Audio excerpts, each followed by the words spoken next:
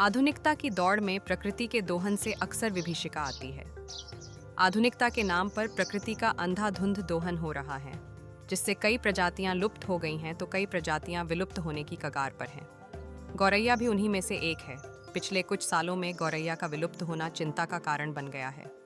बहुमंजिली इमारतों में गौरैया को रहने के लिए पुराने घरों की तरह जगह नहीं मिल पाती। सुपरमार्केट की बढ़ती संख्या की वजह से अब पुरानी पंसारी की दुकानें घट रही हैं, जिससे गौरैया को दाना नहीं मिल पाता है।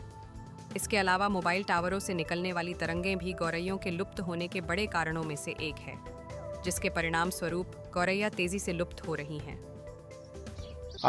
हम लोगों ने 2014 में sweet sparrow come back home अभियान की शुरुआत की थी, जिसका मुख्य मकसद ये था कि गौरैया एक ऐसी चिड़िया थी जो हमारे साथ हमारे घरों में रहना पसंद करती थी।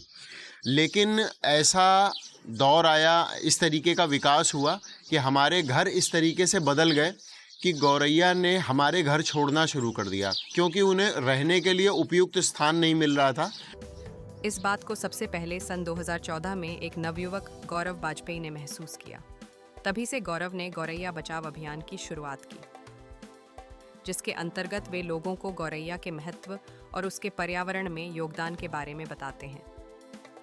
मैं ये स्वीट स्पैरो बैक होम अभियान से लगभग 2015 से गौरव वाजपेयी भैया के थ्रू जुड़ा था। इन्होंने एक कार्यक्रम आज़ाद नगर में किया था।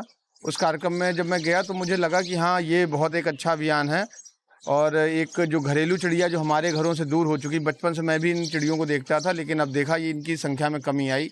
जब गौरव भैया के कार्यक्रम में हम लोग गए तो वहाँ से इन्होंने हमको 2 घोंसले वहाँ से गिफ्ट के रूप में दिए। तो घर में जब हमने इसको लगाया तो इसमें चिड़िया उसी दिन से आने लगी। तो हमें लगा कि भाई इनके बचाव के लिए हम लोगों को भी कुछ करना चाहिए। तो तब से उस अभियान से जुड़ के लगभग 100 घोंसले के आसपास हमने अपने घरों में लगा रखे हैं।